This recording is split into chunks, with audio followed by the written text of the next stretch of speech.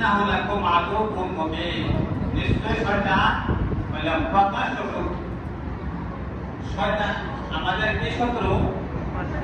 না অপ্রকাশ্য, প্রকাশ্য শত্রু।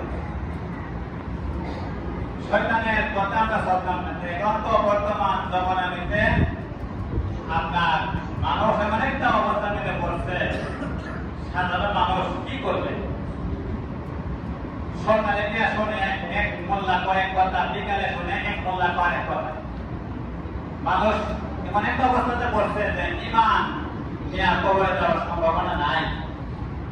এই মুহূর্তে ইমান নিয়ে কবরে দেবে ওই ব্যক্তি যার উপর আল্লাহ দয়া আছে এবং আউলিয়া কেরামের নবী রাসূলের নেক নজর, নেক দৃষ্টি তাদের উপর আছে, তারাই ইমান নিয়ে কবরে দেবে, আর না হলে তা অসম্ভব না। অর্থাৎ এমন শ্রেণীর মুসলমান বর্তমানে পয়দা হয়েছে, তারা ইহুদি নাসারাদের এজেন্ট, তাদের প্রোডাক্ট, তাদের মতবাদ কথা করতেছে ইসলামের লেবাস পয়রা।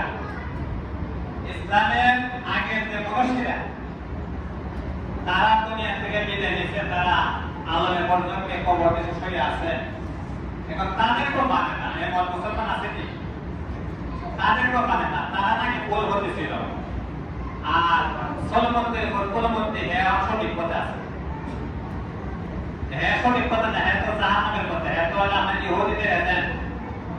ইসলামের ভিতরে বিভ্রান্তি ফেতনা সৃষ্টি করা একটা দল হইল কোনটা বলে বেড়া, কোনটা বলে থেকে বাঁচিয়ে থাকবে সবাই। আল্লাহ পাক রব্বুল আলামিন আমাদের যে বর্তমান প্রজন্ম যারা ইয়াং বয়সে, ইয়াং জেনারেশন যারা শিক্ষিত সমাজ, তাদেরকে উদ্দেশ্য করে বলছে, তারাই উদ্ধার করে যাচ্ছে বেশি।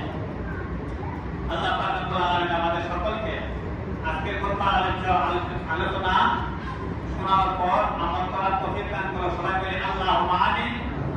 ওয়াক্তে দাওয়ানা আলহামদুলিল্লাহি রাব্বিল আলামিন।